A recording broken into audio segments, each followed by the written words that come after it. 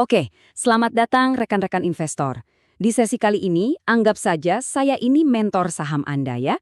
Kita akan coba bongkar sama-sama sebuah kasus yang menarik banget, yaitu misteri di balik saham PT Hotel Shahid Jaya International, atau yang kodenya SHID.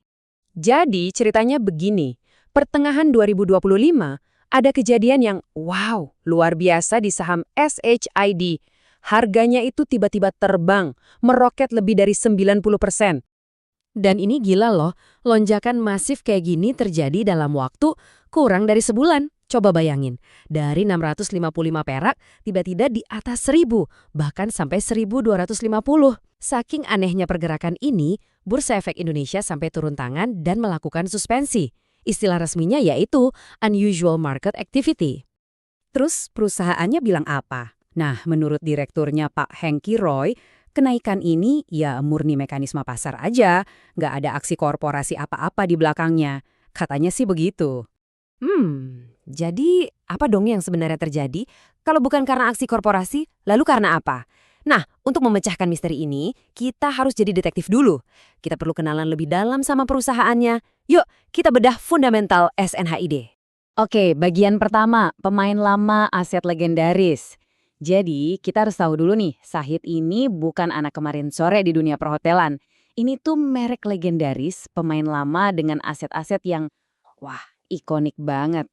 Mereka ini udah ada dari tahun 1965 loh. Bisa dibilang salah satu pelopor hotel mewah di Indonesia. Dan mereka juga udah lama banget jadi perusahaan publik. IPO-nya itu tanggal 8 Mei 1990. Nah, ini dia harta karunnya, Grand Shahid Jaya Jakarta. Siapa sih yang nggak tahu hotel ini? Lokasinya itu di jantungnya Jakarta, di koridor Sudirman.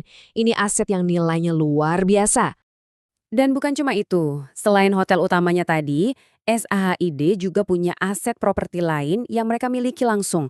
Ada apartemen Istana Shahid, ada juga Shahid di Bandar Lampung. Jadi aset fisiknya ini kuat banget. Oke, kita udah lihat asetnya yang mentereng. Tapi cerita jadi menarik waktu kita buka buku rapornya. Mari kita lihat realita dalam angka. Disinilah misterinya mulai kelihatan. Lihat deh angka-angka ini. Pendapatannya memang naik ya 124 miliar. Laba kotornya juga ada 77 miliar. Tapi coba lihat baris paling bawah. Laba bersih. Justru minus, rugi 26,67 miliar di tahun 2025. Dan ini bukan baru sekali loh, ini melanjutkan tren rugi dari tahun-tahun sebelumnya.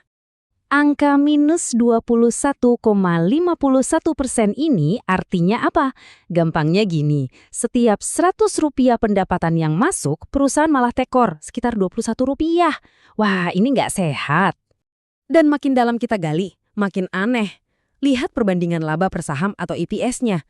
Di tahun 2024, ruginya 11 perak per saham. Di 2025, ruginya bengkak jadi 23 perak per saham. Lebih dari 2 kali lipat. Nah, coba pikir, perusahaan makin rugi, kok harga sahamnya malah terbang? Aneh kan? Oke, angka-angkanya emang nggak bagus. Tapi di pasar saham, kadang orang nggak beli masa lalu, tapi beli cerita masa depan. Jadi, mungkin ya, pasar lagi bertaruh pada sebuah strategi turnaround. Mari kita lihat, apa sih perubahan strategi Shahid ini? Dan ini dia ceritanya, kelihatan jelas dari data ini. Mereka melakukan pivot yang cerdas banget. Dulu mereka sangat bergantung sama acara-acara pemerintah, sampai 72,5%. Sekarang mereka potong itu dan fokus ke segmen retail. Kenapa? Karena retail ini dianggap lebih stabil dan punya potensi besar. Gimana caranya mereka mau guide pasar retail, terutama yang lebih muda? Pakai teknologi. Mereka bikin aplikasi digital namanya Arunika. Tujuannya jelas ya, bikin proses booking lebih gampang, kekinian, dan bangun program loyalitas yang modern.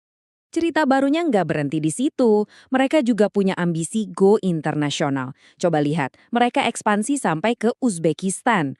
Udah ada yang beroperasi di Bukhara dan satu lagi dibangun di Samarkand. Ini langkah besar untuk membawa nama Shahid ke panggung dunia. Oke, kita rangkum dulu ya. Di satu sisi kita punya aset legendaris. Di sisi lain, keuangannya lagi berdarah-darah. Tapi ada cerita turnaround yang menjanjikan. Nah, sekarang tugas kita sebagai investor dan tugas saya sebagai mentor Anda adalah membedah ini semua dan mencari tahu berapa sih nilai wajar perusahaan ini. Mari kita bandingkan nilai wajar versus harga pasar. Nah, ini dia hasilnya. Setelah dihitung-hitung, harga pasarnya saat itu sekitar Rp745 per lembar. Tapi, nilai intrinsik atau nilai wajar yang dihitung berdasarkan fundamentalnya cuma Rp201,95. Jauh banget kan? Artinya apa? Artinya saham ini dinilai 271,4% lebih mahal dari seharusnya. Ini bukan cuma premi sedikit, ini premi yang super besar. Harganya hampir 3 kali lipat dari nilai fundamentalnya. Nah, setelah melihat valuasi tadi, kita sampai pada bagian paling penting, putusan akhir untuk investor. Sebelum Anda pencet tombol buy, Anda wajib hukumnya tahu resiko-resiko utama yang ada di balik saham ini. Oke, ini dia 4 lampu merah yang harus Anda perhatikan. 1. Resiko likuiditas. Saham ini nggak liquid, artinya susah buat jual atau beli dalam jumlah besar. 2. Beban utangnya tinggi banget. Laba operasinya aja nggak cukup buat bayar bunga utang. 3.